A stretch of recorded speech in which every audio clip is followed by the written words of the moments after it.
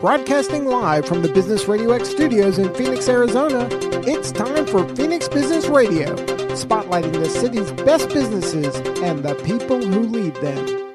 Welcome, everyone, to Project Management Office Hours. We're the #1 live project management radio show in the U.S., broadcasting to you from the Phoenix Business Radio X studios in Tempe, Arizona. I'm your host, PMO Joe, and for the next hour, we're going to be talking project management. We were supposed to have with us Cornelius Fichtner today, and unfortunately, due to an unexpected event within his family, he's unable to join us today.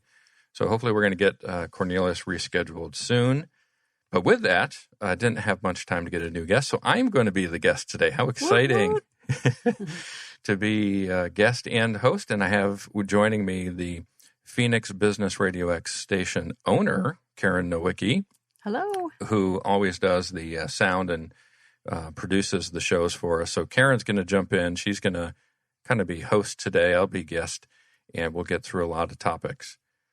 Before we get into that, just wanted to share with everybody, right? I posted something out on LinkedIn today that I feel like I have broken free from an anchor. Over the past 30 days, I went back and looked. I deleted all my Facebook accounts. I remember. And I was like, what's the impact going to be to my life when that happens? Because, I mean, I've been on Facebook for a decade or longer. I have no idea, but it seems like a decade, if not more. And I realized I've lost 20 pounds. My family and I worked together with all the kids to build a 45-foot long, 5-foot deep, 2-foot high planter in our backyard, planted 12 trees, moved 13 cubic yards of dirt from the road back to the planter by one wheelbarrow at a time in the middle of Phoenix summer. I think I've presented at 3 conferences, recorded for 2 others. I've started writing 2 books. I've booked guests for this show out through October. And I feel like I've just let go of an anchor, right? Facebook was consuming so much of my time. And I wonder for our guests, and I put it again on LinkedIn, I wonder for everybody out there to provide your input is what has been your anchor, right? What is holding you back from what you've always wanted to do? And one of those items we're going to talk a lot about today is the Purpose Driven PMO that I've talked about frequently. I've done webinars on it, but we've never released it, right? It's never been released to the public. And about a week ago, we finally started releasing it. And I think I was being held back, and maybe a bad excuse, and maybe I used it as an excuse, but Facebook was that anchor, right? It was weighing me down, preventing me from setting sail, proverbially here, to go forth and explore something new. So I challenge everybody out there, if you have an anchor, right, something that's preventing you from sailing into open waters and testing something new or getting beyond something, break free, right? Pull up that anchor and go on a new journey and see where you go. And I've been fortunate with COVID. I think many of us are using that as an excuse. Karen and I were talking before the show here about all the cases and uptick that's happening here in Arizona. But I'm actually using COVID as a plus, right? I mean, I control my schedule so much better now, having to work from home. And losing 20 pounds doesn't just happen because you get off Facebook. But, you know, the hour after dinner, I'd get on Facebook and check the posts. Well, now I go for a walk and that exercise, right? And staying up late at night because I don't have to get up in the morning because I don't need to be at a client site at a certain time, so I'll be on Facebook. Well, stop doing that and my body's getting the rest it needs. So again, just everybody out there, just think about your anchors, right? Think about the things that are holding you back and pull it up and set sail. I feel like this is reminiscent of a conversation we had maybe a month ago, maybe even not that long ago, Joe, when you were talking about your life in project management and some of the way you framed your work. And Facebook is a different conversation, but is it similar to what we talked about? Do you remember what we talked about? You were like, this is kind of an obsession or this is an addiction. I was doing X, Y, Z. Remind me what that is, because it feels a similar revelation that, again, was birthed out of this COVID situation. Yeah, we get so wrapped up in our routine, right? We're creatures of habit. I preach to my kids all the time that life is full of patterns. And when you identify those patterns and you can figure them out, much like kids do in a video game, you can have success. And unfortunately, I had hooked myself into a pattern where work and the profession became more important than my home life, right, and family. So my oldest son and I were hanging up a TV in my office, and I had asked him to go get a ratchet so I could get one of the bolts into the wall. And he looked at me and he said, "I don't know what a ratchet is." And he's not 12, he's not 8, he's not 7, right? He's 17. And he didn't know what a ratchet was. And I recognized that wasn't a him problem, that was a me problem, that I hadn't spent enough time with him to understand what a ratchet is and how you use it and what the benefit of the tools are of man, right, in using them. And that's when I had said it's time to reevaluate what I'm doing with my career, where my priorities are. My son's about to leave to go into the Navy, and have I prepared him appropriately to go do that? So COVID to me has been, knock on wood, my family has been healthy during this, but it's been a blessing to awaken me to the anchors and to the priorities of life and where we're spending that time and how we're spending that time and who we're spending that time with. Yeah, love it. We can take a step back if we choose to. That's what you said as you were giving the example with regard to Facebook. If we can take time right now in this pause, and I think most of us, unless we're an essential worker, most of us have had a lot more free time on our hands. We're not driving to and from meeting. We're not doing the networking or whatever the things that usually consume our time. And if we can take this time now to look back and go, gosh, what's working for me and what's not? What's my anchor? Am I willing to let it go? How can I set it down and spend additional time with the people that we love and care for? That's the silver lining in all of this. At least that's how it's shown up for me. And I know we've talked about that in the past as well. It's funny because you started the statement that, once you know routine, and I said the project manager, right? Said the project management professional, routines and being able to study and make sense out of projects and being clear and strategic about where you're headed. It's neat to see you sit back and go, yes, to all of that, my whole life's work. And I've passed it on to my family, this love and this desire not only to learn, but also to study things and to make sure that you're succeeding along the path you want to succeed in, and also challenging it. Looking back and saying, I could do things different. I can do it better. Yeah.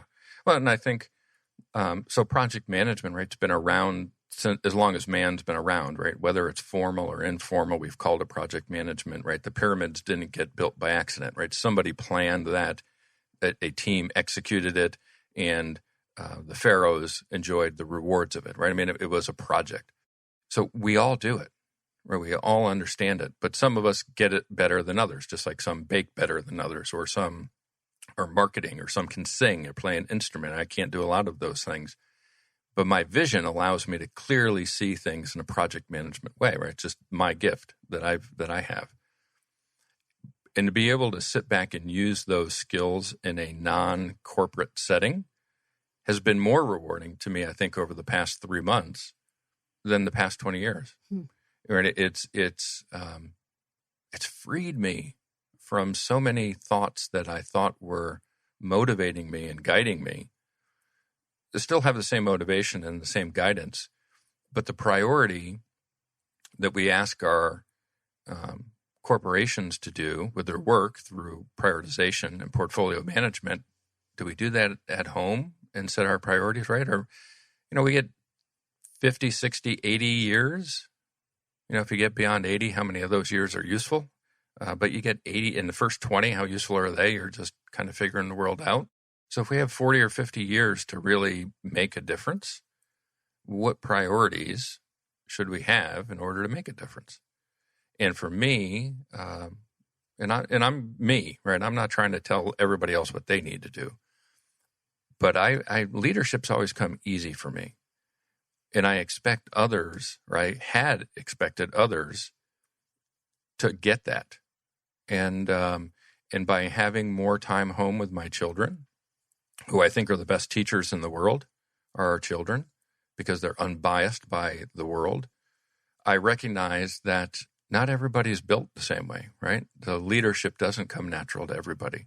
And it's okay to not be a leader and to commit, 12 hours a day to your profession. I mean, step back, recognize, and actually see, right? Can you see me? And I was seeing, but I didn't see them. And I was hearing, but I wasn't listening. And I was enjoying, but I wasn't participating. And all of those things through prioritization and project management and recognition of the people side of skills that we've had from guests on who talk about those items made me realize, my priorities are out of whack. I have too many number one priorities. And family was maybe number 5 on the list of 5 number ones. And it should have been number 1 on that list. And so it's not to say that, the radio show's going away. It's not going to, PMO squad's not going to go away. But I'm going to make sure that they're not priority 1 like before. I think so many professionals and folks striving to get to that next level, whether it's in a corporation or an independent business owner, a consultant, whoever, we tend to, given our society, want to put business first until we arrive. But what is arriving? I don't know that we really ever get there, at least for me, and I think you're similarly wired. As soon as I reach a goal, I'm like, hooray, and I do my celebration, my little happy dance. Then I'm like, okay, what's next? And I go off and go find that next thing to strive for because that's how I'm inspired and motivated. I'm driven that way. It's taken something like COVID and some things that we've gone through over the last year for me to reassess and reevaluate what's most important to me. And it's neat to hear you do the same thing. I don't know if that comes with the age bracket that we're in. You read books and sometimes they'll say, yeah, when you reach your 50s, it's time to start looking at life a little differently. But good for you. I think it's exciting. I know each couple weeks that I get to see you, you've got another neat story. You were talking about the retainer wall that y'all were building, and I appreciate you sharing that with us today. And it doesn't mean you're any less motivated. It doesn't mean that you're not on purpose. You are still, and likely, I'm going to suggest that you're likely going to be that much more on purpose because you'll value everything that you're doing that much more strategically. On that note, let's talk a little bit about the Purpose Driven PMO. I've heard you talk a lot about it before, and I feel like I should be a certified project management consultant by now. Yeah. I've had the great benefit of producing the great majority of your shows these last 3 years, and I'm fascinated. My master's degree is in organizational development, so this was a little bit of an area that we would study and look at, but I really didn't understand fully what you all did as a profession and the great benefit you are to companies. So tell our listeners what the Purpose-Driven PMO is, and then we'll go a little bit deeper in our conversation about it as we go on. Yeah, so we, over the past 7 years that the PMO squad's been around, we've had access to corporations as clients and understanding what they're doing well and not doing well in the project space. And through the radio show, we get access to PMO leaders around the world. As a judge of the Global PMO Awards, I get to see what the best PMOs in the world are doing. And just through my peer network and leaders, we've had so many different discussions about what makes a PMO successful and how to be successful and overcome the causes of failure. Consistently in all of those discussions, we kept coming back to 3 things. First was, why does your PMO even exist? Second was, how do we demonstrate value to the organization? And third was, how do we stay relevant as the organization changes? And as we looked through the different methodologies that exist in the PMO space today, there's 1, maybe 2, that actually have a dedicated methodology for PMO leaders to run a PMO.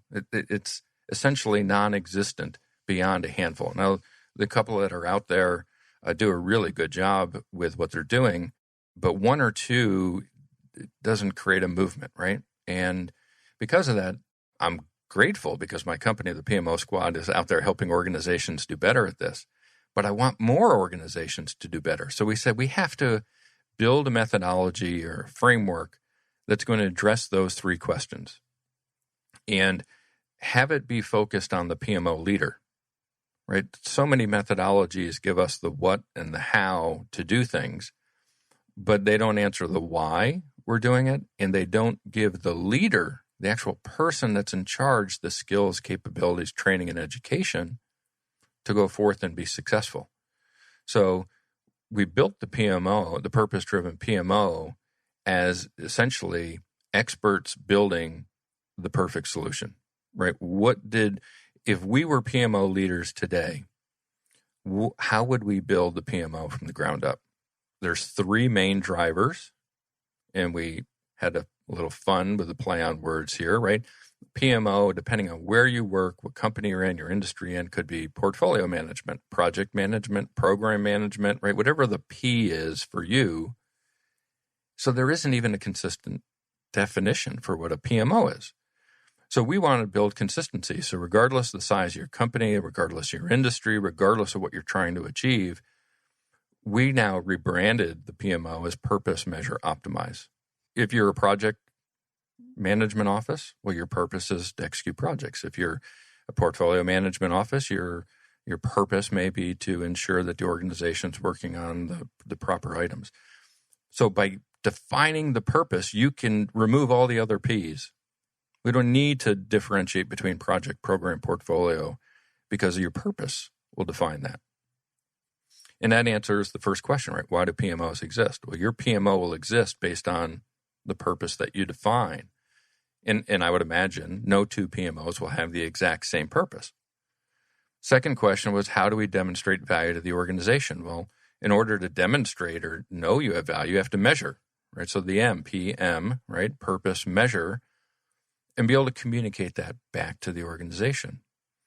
And then the O, right? Traditionally, project management office. The office is a throwaway word. It's a useless word. There's no value in that. Well, with optimization, what we're reinforcing is that we're constantly measuring, but we don't measure just to measure. We measure to improve. So it's a continuous improvement cycle. So purpose, measure, optimize has become the 3 drivers that we use to accelerate purpose-driven PMO. And of course, then below those 3 drivers, we have 7 gears that act in concert to get our PMO that may be stuck in neutral, or maybe we need to get it into overdrive. Those are the factors that we use to get the PMO going. And how do you see leaders then, project management leaders, utilizing this? This is a way that they can benchmark through their projects, not only set them up and establish them, but benchmark them and move on through optimization. How do they work with these tools? Yeah, and I like to, like I said at the beginning here, right? I get to see project management different, I think, than a lot of people do, because that's just my gift.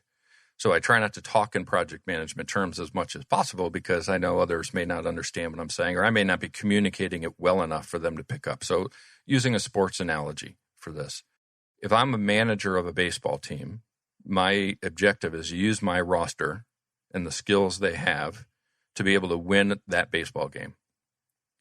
If I'm the general manager of the baseball team, my job is to assemble the talent so that the manager can use it to go forth and win the game. And if I'm the owner of the team, the objective is to win the World Series. It's not to win the game. So different layers within the team, right? Whether you're a team player, whether you're a manager, whether you're a general manager, whether you're owner, can all equate to an organization, right? Team member on a Major League Baseball team equates to a project manager. The manager of the baseball team equates to the PMO leader.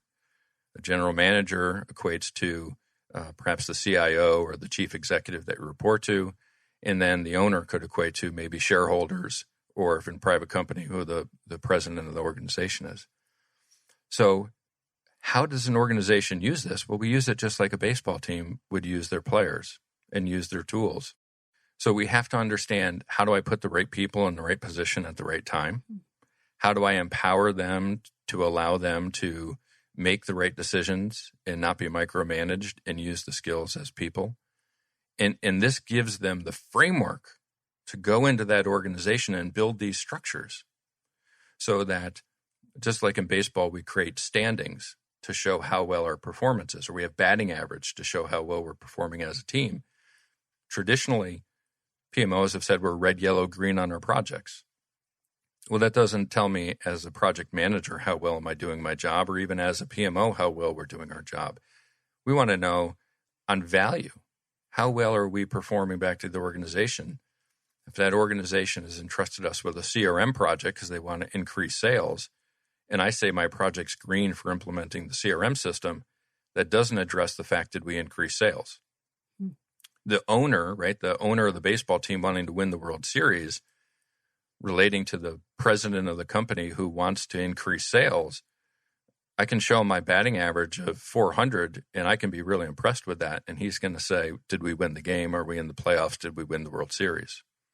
So the purpose-driven PMO is to give the manager of our baseball team the players, tools, playbook, and guidelines of how to go win the World Series, right? It's meant to be a leadership tool. And then, of course, we don't expect them to get this right out of the bat. It's like a personal trainer for you when you're on a weight loss journey. We all know how to lose weight. You exercise more and you eat right. But there's $1 billion industry or $1 trillion industry that exists for weight loss because we want coaches and trainers and people to assist us on that journey. So that's what the PMO squad does. We're there as your personal trainer for your PMO to help you implement the tools to ensure your success. So with that, right, we're going to provide a certification program is going to be coming out soon. Good. Yeah, we're working on training, right? We're not just going to release it on the internet and hope people pick up on it, right? We want to bring people in, train them appropriately, and then help them become certified to be a purpose-driven PMO leader. I love it. So my girlfriend, Priscilla Monhay, who I know you are connected with on LinkedIn, she works for an online education company, and she just got certified 2 days ago, I think. She just passed her test, and she's been listening to your show for the last 3 years, off and on. And I can't help but want to celebrate because she looks to you as one of those influencers as it relates to the course and the direction in her career.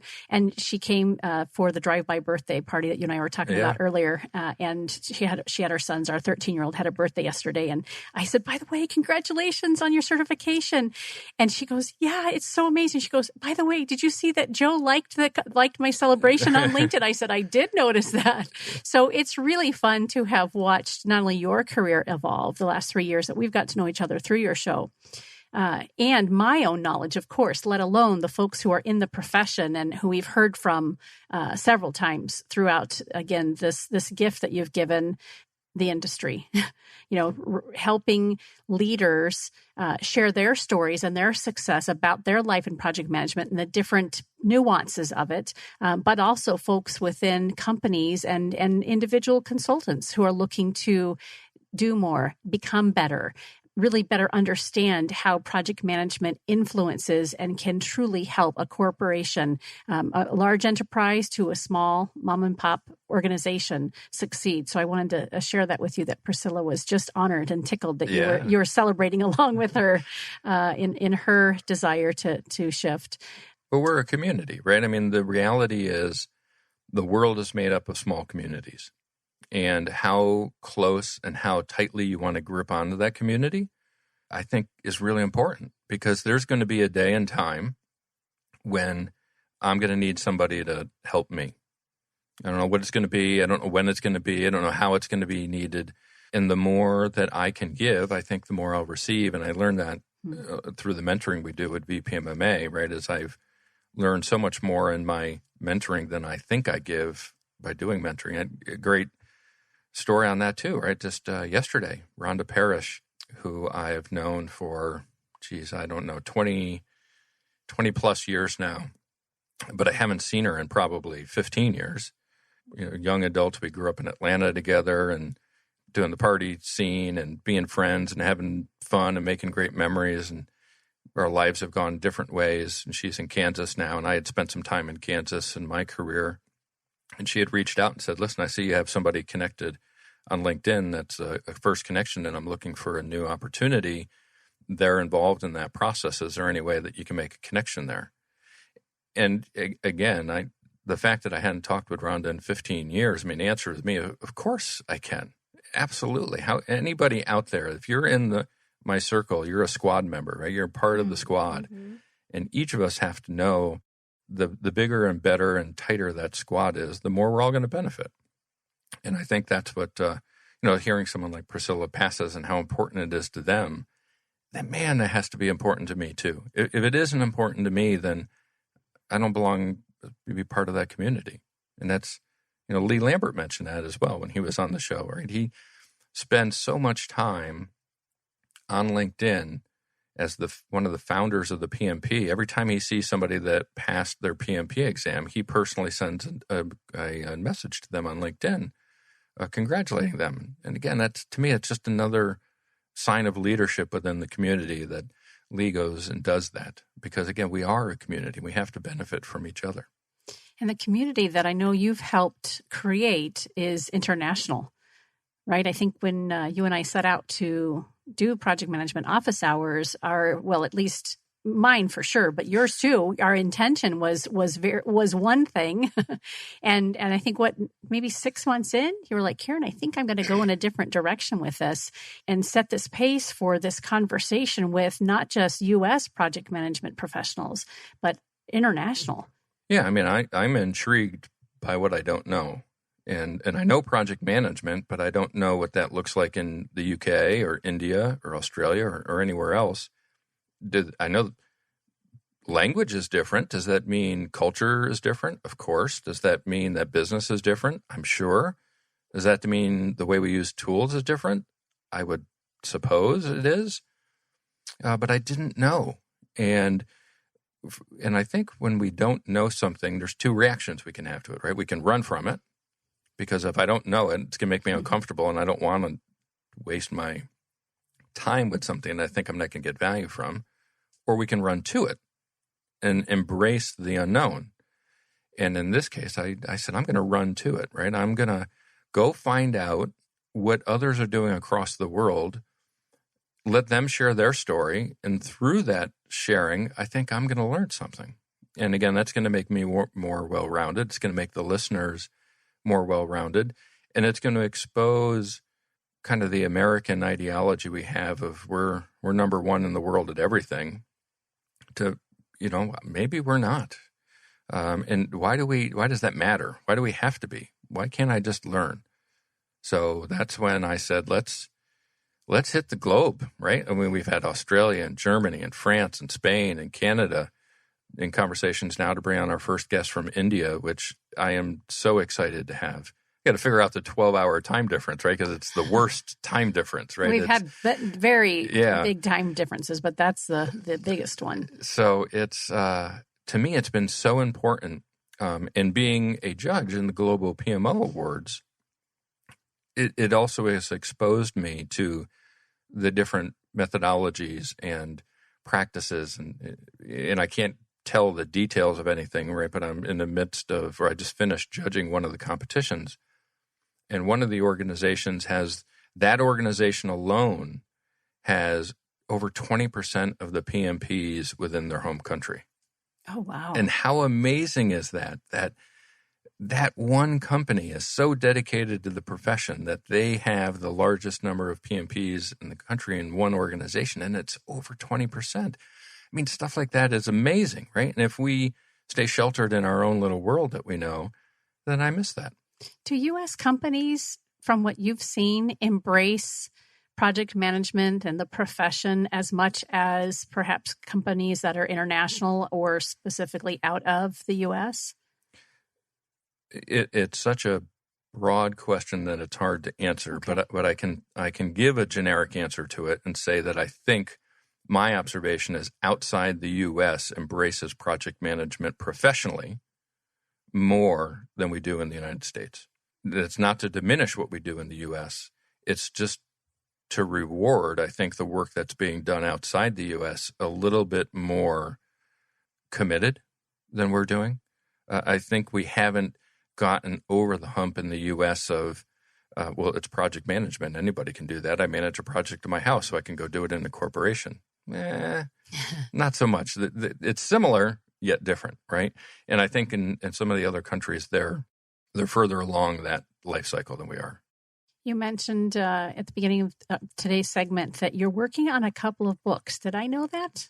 No, this is all within the past 30 days, right? Within the past month, they've been concepts. And it was time to change concept, right? Pull up anchor and start going to explore what was new. And one is on the Purpose Driven PMO. Excellent. Right, where we're going to put that out to everybody. You know, there's a lot of books out there that have been impactful to me. One by Mark Perry Price, The Business Driven PMO, was so important. And of course, Mark's been a guest on this show. And it was a really important book to me. But there was a missing component, and that's the purpose side of it, right? And not everything is business driven, which is hard to really make that comment when you talk about business and corporations and organizations. But there's more to it, right? I share the story all the time of an organization that manufactures heart valves. And the organization had become a little stagnant in their manufacturing line. They couldn't ramp up production. They couldn't put their finger on what was happening, right? But the organization had become stale. And they had hired a consulting firm to come in and help them try to figure out what they could do to improve their efficiency and get production going, right? So again, product-based company, manufacturing company. Consultants come in, charge a lot of money, of course, as it was one of the main consulting firms out there, one of the big four, I believe it was. And at the end of their analysis, about a month's worth of work, they go back into the executives and say, our recommendation to you is you put up 2 posters in your company. And the executives are like, you gotta be kidding me. You just spent all of that money. And you came up with 2 posters? Yeah, I got to know what they wanted to say. So the consultant said, yes, but you didn't even ask, why are we going to do the posters? We're going to put 1 poster at the entrance where all employees come in. And the other poster is going to go in the cafeteria where all employees eat. And the posters are going to define the purpose of your organization, because you're not a manufacturing company. You're in the business of saving lives. Mm. And the posters are going to be pictures, the faces of people who have received your heart valve and are alive today because of it. And then after 6 months, we're going to change the posters. And the second round of posters are going to be employees who have received the heart valve. And they're alive today because of what you're producing. Right? Because the purpose of your organization isn't to manufacture heart valves. Your purpose, and all of your employees have lost sight of this. You were talking efficiency. You were talking manufacturing. Business. That's right. And what you were missing out on is the purpose. Right? And this is another point of the purpose-driven PMO, right? The first question of why does your PMO exist? We have to be able to answer that. It has to be so important to understand that it isn't a business-driven PMO. It's a purpose-driven PMO. And when you latch onto the purpose of why you exist, now you get longevity. Now you get stickiness. Now you get people rallying around that to try to improve it. And defending it. That's right. Right? They own it because it's something they can own. They can't own your company when it's a manufacturing company, right? So that's book number 1, right? To get the message out there of the purpose-driven PMO, get it the broader exposure that I believe it deserves.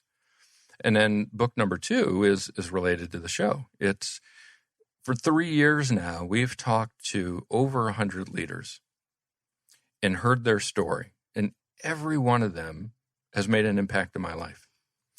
And we've had, again, I'm still blown away by the numbers, and I don't know how real they are, but they are the numbers, right? We've had over 18 million plays and downloads of our shows collectively. But I know probably no one has listened to every single one of them except for me. And me. Yeah. Yeah. Right? So I've heard every one. But how many people out there have? So that means people are missing these golden nuggets that people have said, right? So we're going to take over the next, 6 to 12 months. I'd like to get Purpose-Driven PMO out by the end of the year. And then I'd like to get, I don't have a working title for it yet, but, lessons from behind the mic or, some creative title, to pull all of those stories together, structure them into the different nuances that we've had on the show, right? We've talked, I was looking at this as, of course, I'm organizing for the book, right? But if we think about project management, most of the time we don't think about people, character, personality traits, etc. But we've had Ruth Pierce, Barbara Troutline, Carol Osterwheel, Josh Ramirez, Steve Fulmer, Judy Umlas, and others talk about people, not about project management at all, right? It's all about the people. So what lessons do we have from them, right? The platinum rule that Ruth Pierce had talked about, gratefulness that Judy had talked about. I mean, there's so many items in there.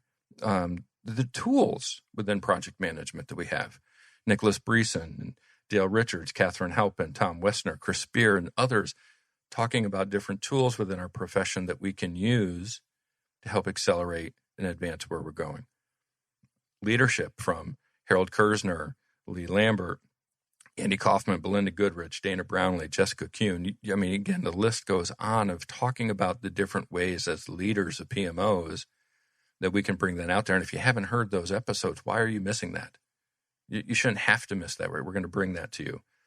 Within the profession itself, what is the state of the profession? Where are we headed? Where have we been? What have we learned? Andy Jordan, Laura Bernard, Mark Price Perry, Hussein Bandakawala, Dmitry Ponomarev, these people giving us all of these lessons that we're missing on. And as we know, veterans are so important to me. So the world should hear their story and what they've done to bring that to project management and to others. And listening from Craig Jones and Tara Thrash, Eric Wright, of course, Bruce Kilburn, Paul Martin, Trevor Stazek, Candy Tillman. We've got John McCaskill coming up in a couple of episodes.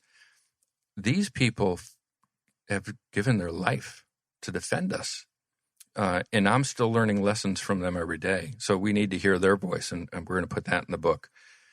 People who just created special moments on the show, right? Those are life-altering moments for me that I'll never forget. And I think the guests should be brought into those moments. Kenneth Stennis, right, when he made a donation to VPMMA. And I cried sitting here listening to that. Yeah, live. I think your eyes might have even been watery too. Oh, absolutely. I mean, it was just an amazing. Yeah, Elise gift. Stevens, when Cornelia Homewood had before, I think it may have been during the show, but even before the show, she said, "I can't believe I'm going to be talking to Elise today. I mean, she's one of my idols. She's one of the people I look up to, and we were there for that moment when she described what it meant to her to be part of that and how she was passing that down to people within her family and her circle. And I mean, just so important. And Roger Haskett, of course, and Colin Ellis, live from Australia, and we lose the feed, and we have to have him back. And when he comes back and he's telling us about growing up in Liverpool and walking Abbey Road and telling stories of the Beatles and how music has been important to him, and making me think into my whole life, all of the different life moments that I've built a soundtrack around, because who hasn't, right? I mean, who hasn't put music in that? So those are special moments that I think a book is going to be powerful. I think it's going to be informative. I think it's going to be fun. I think it's going to be hopefully the first in the series that come out of the show, right? I mean, the show is great. It's live radio. There's some faux pas. I mean, we get some things where people stumble over words or say what they shouldn't say.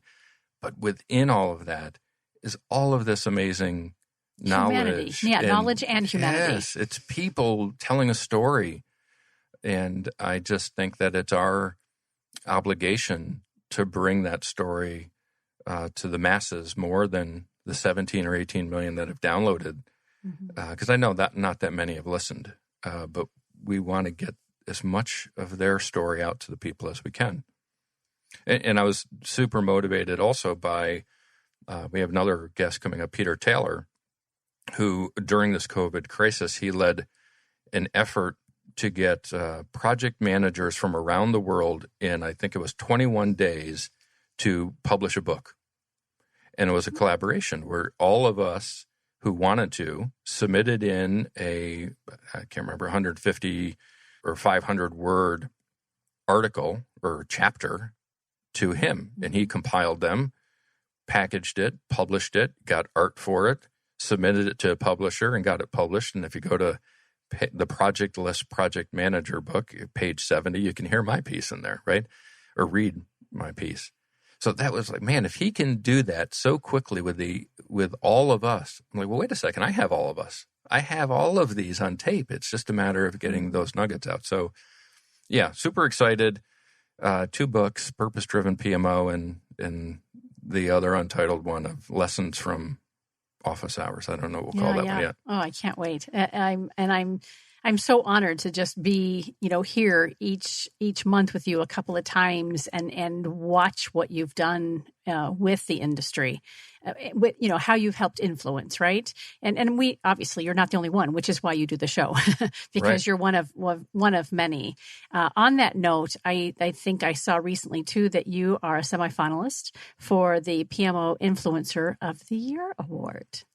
How does that feel? Wow. Humbling, so extremely grateful, surprised, but proud too, Yes. right?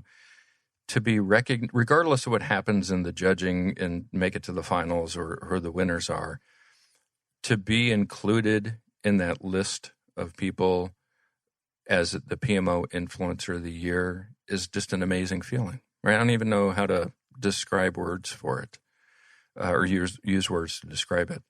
But thankful. Again, I don't know who nominated me because the nominee chose to be anonymous. So whoever it was out there, thank you. Karen, if it was you, thank you. It wasn't, but darn it, I would love to have said wink, wink. But whoever you are, thank you. What a gift. So that's amazing. And so we're in the top 15. Several of the others have been on the show and some coming up, like Peter Taylor. He's in that list. Laura Bernard's in the list. Congratulations to everybody. All well-deserving, and it is a global list. There's 3 from the U.S. and 12 from around the world. Lindsay Scott, also the PMO Flash Mob, right? Yes. If you remember her, she's also one of the nominees and made it to the semifinal. So now in July, we'll get down to a final 3, and then I believe it's in September they'll announce who the winners are. So thank you to Americo Pinto and the Global PMO Awards. The same folks who put on the Global PMO Awards competition have 2 individual awards this year, right? So the PMO Leader of the Year award and now the PMO Influencer of the Year award. So it's just been amazing. Honor.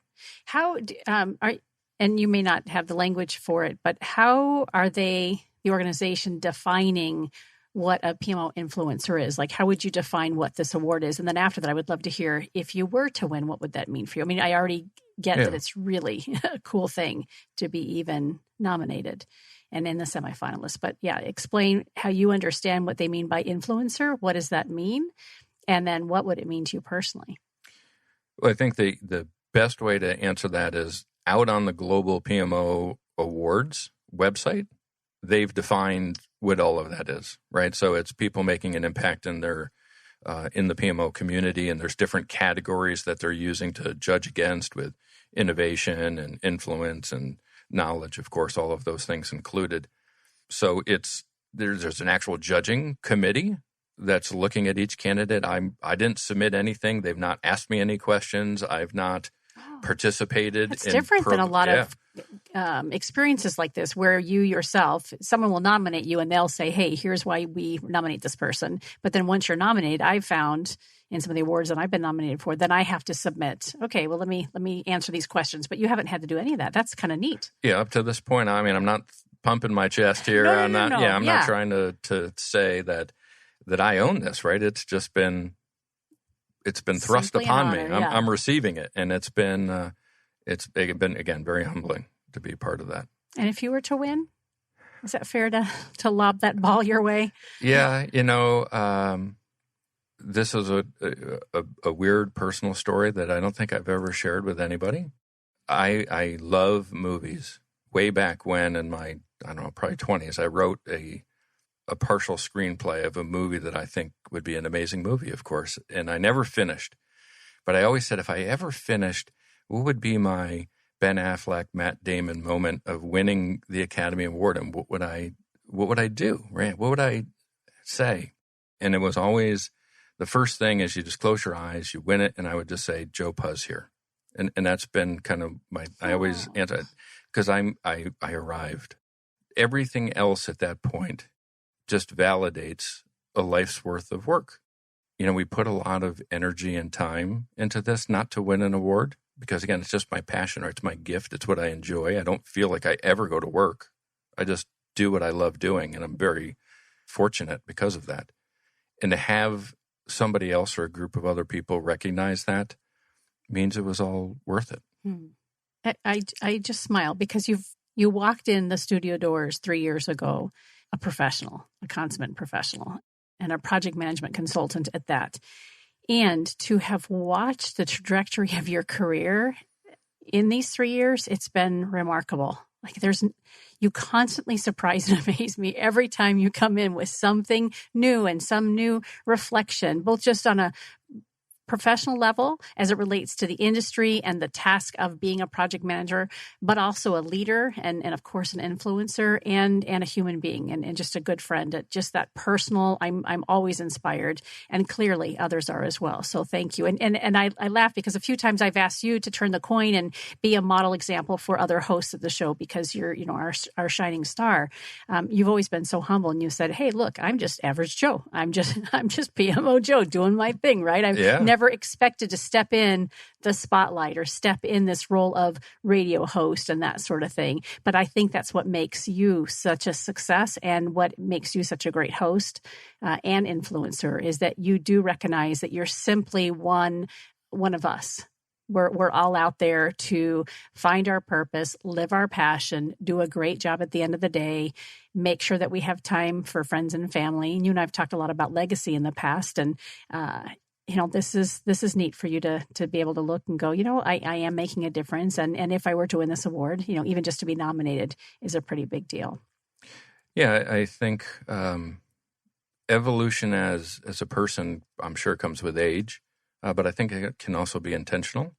Again, in a non-project management speak, I think back to different examples, and I'll use a very, very current one from television. I love the show America's Got Talent, because we see real people on display all the time and people that we normally wouldn't see, right? So this past Tuesday's episode, I strongly encourage everybody to watch it and watch the final act. In 15 years of America's Got Talent, they've never had a spoken word artist come on. They did. And they had a gentleman come on, and it was the most powerful thing I think I've ever seen on that show. And I don't want to even tell you what he talked about because I want everybody to go listen to it. But it was an immediate, to the point of my 10-year-old son had tears because the message and the words and the impact and the passion, the purpose that he was speaking with in a minute and a half was so palatable, was so amazing, right? And it was a Golden Buzzer winner, and he's going straight to the live shows, and they had never had one on before. And to me, I looked at that and I said, oh, man, that guy's life, at the end, it validated his existence to him. And to me, the show and the Purpose Driven PMO and the PMO Squad and VPMMA and being a board member for institution, everything I'm doing, all rolled up into one, I felt like I was that guy. Mm-hmm. It was his voice. Using his words in his story, but I felt like I was in his body. Mm. If I ever did a second podcast, right, it would be the Purpose Driven podcast. It would be just bringing on people like that guy and having them talk about their purpose in life. And it doesn't have to be an hour show. It could be a 10-minute podcast, right, where we're just putting out people with purpose in their story. Because the power of purpose to me exceeds everything else we've ever done. And that's why it has to be included in the Purpose Driven PMO to understand the why and truly get people to be impacted by it. I can't wait to go watch that episode. Have a great desire to continue to help people with mental health and suicide prevention. And I've thought just the last 2 days, which is so ironic that you're talking about this spoken word artist. I don't know what my way is to get the word out, but I know that it needs to be unique and it needs to be different. And I had actually thought about, the spoken word and storytelling and poetry and that. It's so funny that you're mentioning it because it's been on my heart just the last 2 or 3 days. So I will go check it out, and I'm very curious now. Well, yeah, I mean, picture Howie Mandel and And Simon Cowell, right, when the guy goes up there and says, Dave, what's your skill? What are you going to be doing today? Well, I'm a poet. And they're like, oh boy, here we go. Get the X ready, right? This guy. And then as soon as he started, it was amazing. I can't wait. Great. Well, we have just a couple minutes left, Joe, for your show. I am interested in hearing before we go, and I'm sure your listeners will be as well. Tell us a little bit about the speaking circuit and some of the talks that you've been doing recently. A lot of them, well, I don't think any of them have been in person. Yeah, unfortunately. At least, the last several months, but that hasn't stopped you and the organizations that have invited you to participate. So tell us a little bit about where you've been speaking and what you've been talking about. Yeah, right now, the third gear of the Purpose Driven PMO is empowering people to deliver results. So that's been my topic of late, right? Is all about empowerment, PMO leadership, and the benefits we get from empowering people. So some of the PMI chapters we've been at recently was at the Boston University Project Management and Practice Conference. So thank you to Rich Maltzman, a former guest as well. And several other guests were presenters at that conference. It was great I wish I could have been in Boston, and I wish baseball was in place, because my plan had been to, as a Red Sox fan, right, to go out to that conference in person and catch some Red Sox games. But it was great to be in person and deliver that. We have PMI Washington, D.C. chapter, Fair Lakes. We're doing a webinar with them coming up in August. And the PMO Impact Summit that Laura Bernard puts on every year. I'm presenting. We recorded that presentation on empowering people to deliver results. Also in August, we've confirmed it yesterday, actually, August 25th. I'll be doing the Empowering People to Deliver Results webinar on projectmanagement.com, which is PMI's online platform for webinars.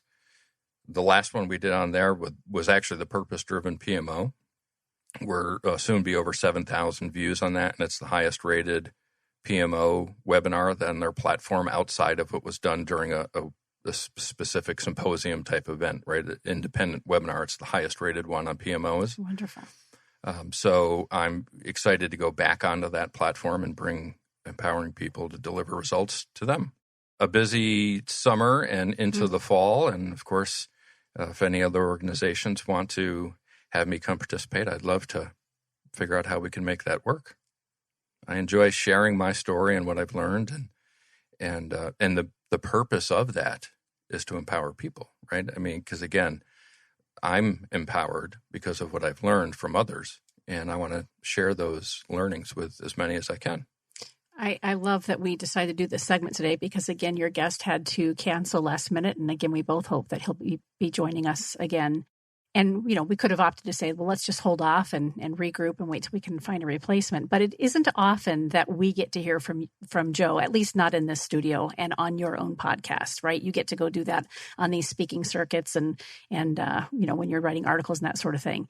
But this is a treat for me because you are such a great listener and providing an opportunity for everyone else that you invite on who play in the same pool that you do to hear from them. And you have little bits of wisdom you always share, but you're such a gracious host because you're always in listening. So this is fun to have it be all about Joe today. Well, I think the all about Joe is really just a bounce back, a reflection, as Jesse Fuel said on the last show, right? It's the rebound, it's the bounce of every other guest that's been on. Well, I was just going to say, we can't have this be all about Joe without you making sure that you mentioned the majority of your, a good portion of the guests that you've had on and all the lessons and learnings that you've had as a result of the mentors and the influencers that have been a part of your life. So I love it.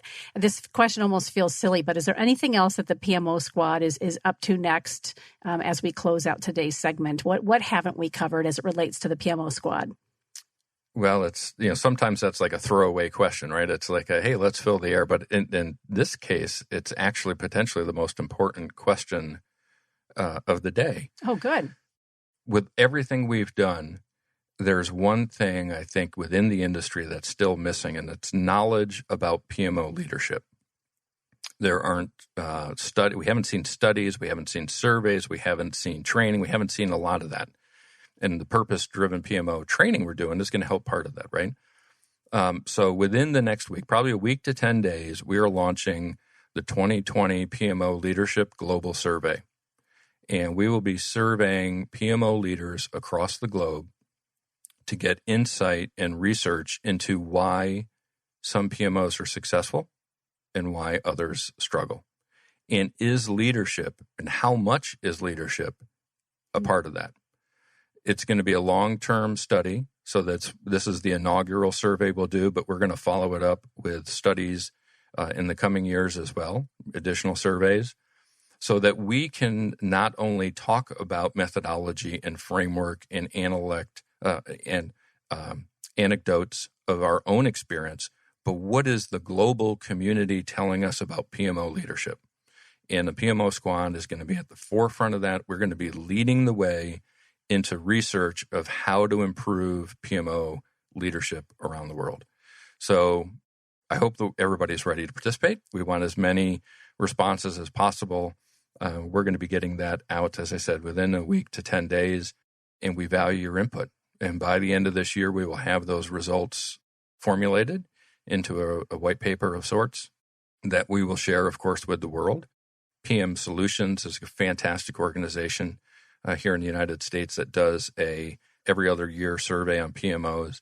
PMI does some of their surveys around PMOs, but no one is focusing on leadership the way we're going to. Mm-hmm. So that's what's coming up next, right? Super excited to get that out. I love that. What a brilliant way to take everything that you've learned and say what's missing and how do we study it and help fill that gap. Who would be qualified to fill this out? Does it have to be is there a requirement for you are asking to participate in this survey? Yes. And before I answer that, also want to thank Kevin Jacobs and Paul Hemming as the two people who are point on working with me on this. And of course, Kevin's been a guest on the show as well. But this isn't a one-man job, right? Others are at work on this. And it's a squad. Amber Schmidt as well involved in that. So yes, a squad is at work on putting the survey together. So we're sending it out to PMO leaders. Our hope is they'll answer and not hand it off to somebody on their team to answer, right? So good. PMO managers, directors, vice presidents. When I'm not talking just traditional PMOs, if you're an agile PMO, we want your feedback. Yep. Okay. So it's, we're going to send it out globally, as many as we can, and we want them to then share within their network, right? So the wider our community reach can be, the more information that we'll get and the more impactful our research will be. So the ask is to the community to bond together and spread the survey so that we get as much feedback as we can. We're going to give 30 days to respond to the survey. So from 30 days post-launch, we'll get our responses back, and then I'm sure it'll take several months to put all the data together. I would imagine that'll be a show. It could be. At some point, the results and what to do next. Well, this has been a great time, as always. But again, from my perspective, just neat to hear, have the majority of the time be you, and all the wisdom that you have gleaned over the years in your profession, and as it relates to the leaders that you've been able to share time with on this show. Would you like to go ahead and close out today's segment? Yeah, this is going to be weird. I close on myself, and then fingers crossed, we may have some new intros and exits. Not fingers crossed, for sure. Intros and outros for the next show. We're going to get some. I mentioned music, right? We're gonna bring in some music, so I love that. But until next show, thank you to all our listeners. Sorry we couldn't bring Cornelius to you today, but again, my thoughts are with him and his family, and I hope that he'll be able to join us in the near future. Be sure to visit projectmanagementofficehours.com. Subscribe out there. Check out all of our episodes and great content and all of the guests, of course. See who we have upcoming. In addition to getting Cornelius rescheduled, Chris Kopp, who is a dear friend of mine, Randy Englund, John McCaskill, Cindy Dionisio, Elizabeth Heron, Peter Taylor, Priya Patra. We're booked all the way into October. So great leaders, great content, great information. Also remember, although we're live right now, we do record these shows. So the podcasts are available, Project Management Office Hours on Apple Podcasts, Google Podcasts, iHeartRadio, Spreaker, Spotify, your favorite platform. Be sure to subscribe. And, of course, thank you to our sponsors. It's hard to say that when I'm doing the show today, but the PMO Squad, right? We are trying to make a difference in the PMO and project management world, subscribe to what we're doing. We're out there for you, and we want to be part of your life, your organization, and help you do better at what you're doing today. So that's it. Office hours are now closed. Until next time, I'm PMO Joe, and you've been listening to Project Management Office Hours.